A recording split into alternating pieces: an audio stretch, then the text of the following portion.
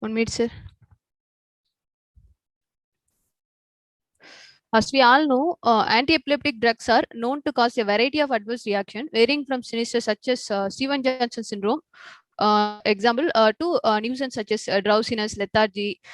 So hyponatremia is known to occur with some of the AED, as we all know.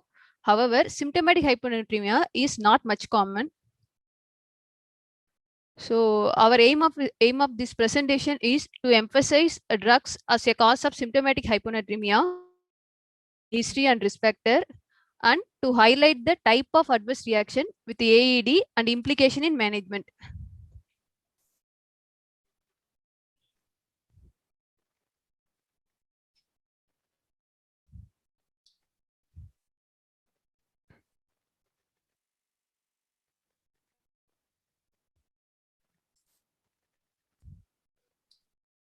Excuse me, sir.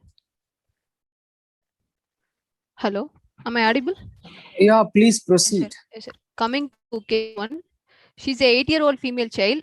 She's preterm by 34 weeks and birth weight was 1.25 kg. She had admitted with intraventricular hemorrhage, sepsis, and thrombocytopenia in newborn period. She's basically a developmental delay and a known case of seizure disorder. She was on multiple anti-epileptic drugs such as oxcarbazepine, lamotrigine, and levetiracetam. So developmentally, at present, she can walk when held, when with support, and still now she can care her needs. Seizure wise, she had first febrile seizure at 11 months. She was not started on any antiepileptic. Then she had afebrile seizure since March 2018. She was initially started on oxcarbazepine. Then August 2019, she was started on Levipil and clofazam. Then November 2019, she had a typical GTCS type of seizure. Then on Jan 2020, she was started on lamotrigine in view of nocturnal jerk. So she underwent multiple EEG, which were showing abnormal changes in EEG. And last one was December 2020, which showed right frontal focal epileptiform discharge, suggestive of ESES. And MRI brain showed porencephalic cyst and also gliosis. She was admitted in December 2020 elsewhere with vomiting, where hyponatremia was noticed, and she was treated with supportive measures such as IV fluid, and she was discharged as acute gastritis. Again, she got admitted here with vomiting. This time, lethargy was so significant. She was very drowsy, and there was no history of fever, loose stool. However, his urine output was normal. She was very drowsy on examination. She was not but she responded well to comments. There was no significant dehydration. Her BP was in normal limit. There was no focal deficit. Her serum sensorium at serum sodium is 123, but her blood count, hematocrit, urea, creat, albumin, sugar, potassium, and bicarb, everything was in normal limit. So this is the present admission. Her sodium is 123. Bicarb was normal. This was on December 2020 during her first admission. That time sodium was 123. During second admission, her serum osmolarity is 263. That is on lower range of normal, and urine osmolarity is slightly elevated. It's suggestive of SAADH. Currently, we have a child with two subsequent admission in the past with similar symptoms, that's vomiting, and each time she was noticed to have hyponatremia. So although she had hyponatremia and vomiting, we initially thought of whether this vomiting could cause this hyponatremia, but there was no significant vomiting. It was only 1 to 2 episode. Clinically also, there was no dehydration. So when we look back, she had a sodium of 123. So this vomiting could be due to the symptomatic hyponatremia. While we went back to the history, she was started on multiple anti-epileptic drug. But during that December episode, her oxcarbazepine dose was escalated to 37 mg per kg per day from 25 mg per kg per day. As we all know, hyponatremia is due to oxcarbazepine So let's see briefly about this.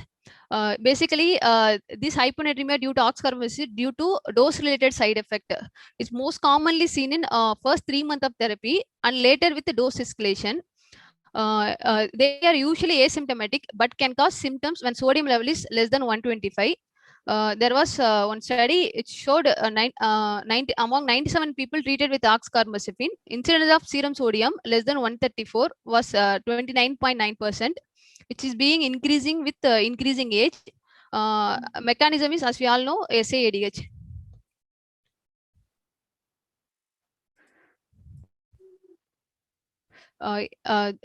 Basically, dose-related side effect is they tend to appear early in the course of the therapy. Some disappear over time. It can be minimized by slow titration, as in this case, hyponatremia due to carbamazepine, oxcarbazepine. There are other adverse effect due to AEDs, that is idiosyncratic reaction, that is drug rash commonly due to carbamazepine. They appear within days to weeks of initiation of therapy, but they regress after withdrawal of offending agent. Other examples are hepatotoxicity due to valproate and pancreatitis due to valproate. And other adverse effect of AEDs are a chronic side effect.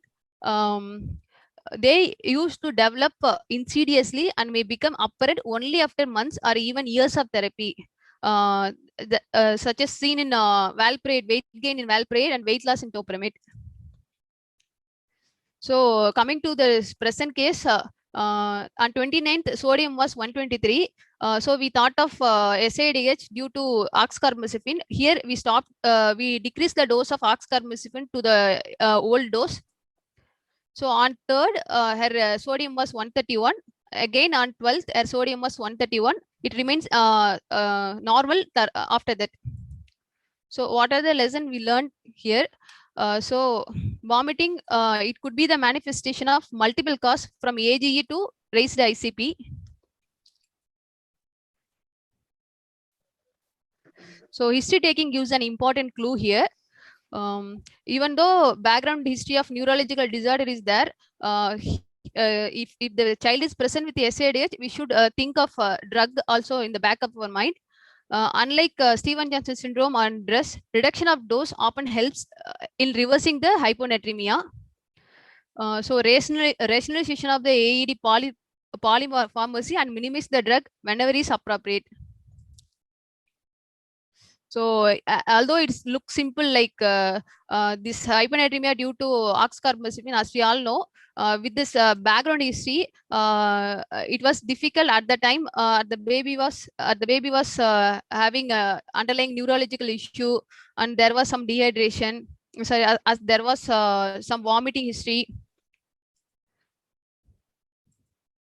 Coming to second case, he is a male child, preterm by 36 weeks.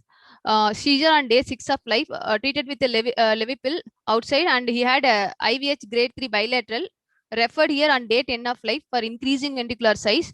He also had sepsis, shock, and his blood culture showed serratia and received IV antibiotic and other supportive medication. Initially, he underwent an Ommaya reservoir, followed by he underwent VP shunt on day 48 of life. His feed was slowly started from OG to direct breastfeeding. Also, his other parameters were normal. He had persistent hyponatremia. This table shows that sodium level were between 120 to 125, almost all the finding, till 412. So till 412, he was on Levipil. He was started on Levipil for seizure. As he didn't develop any seizure, it was stopped on 27th. His repeated value on 4th and 12th became normal. Again, he underwent VP shunt on 12th. Followed by he developed a seizure. So he was restarted on Levipil. Again, his sodium became started to decreasing. So at examination, his weight was 3.24 kg. There was no edema. He was feeding well, active child. His urine output was adequate, his sugar was normal, cortisol was normal, thyroid function was normal.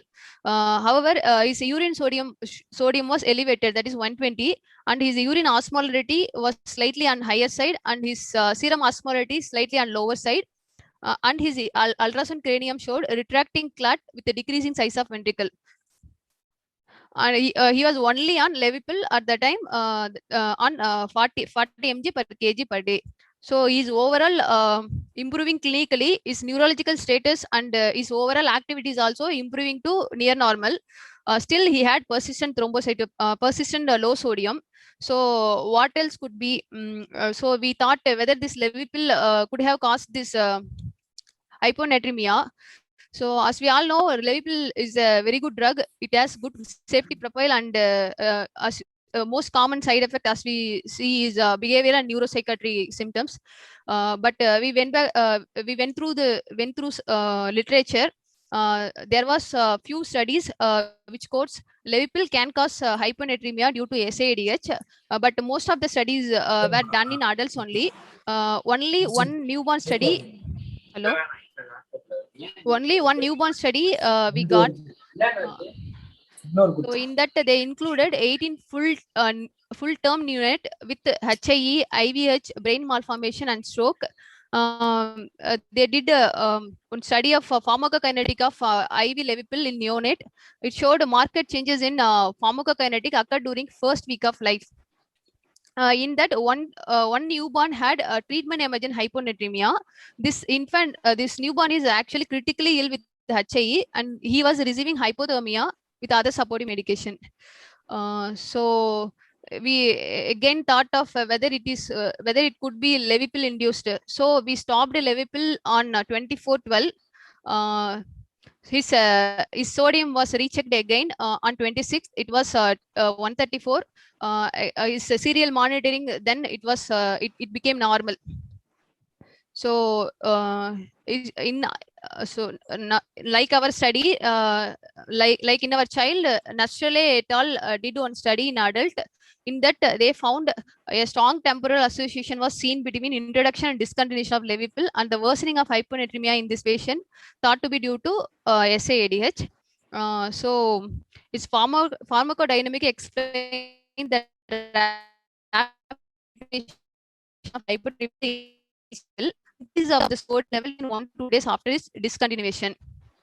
So what are the lessons we learned here is, although we cannot establish a causal relationship between levetiracetam and hyponatremia, with the present literature, literature search for a side effect for a drug more than likely to find one. Thank you. Thank you. Thank you so much. Stop sharing.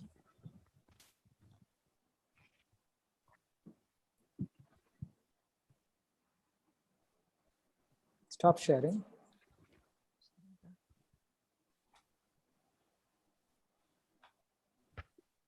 And we request our next presenter, Dr. Edison, from Department of Pediatrics, CPH. Yes, sir. This is a case child. Padma, please stop sharing.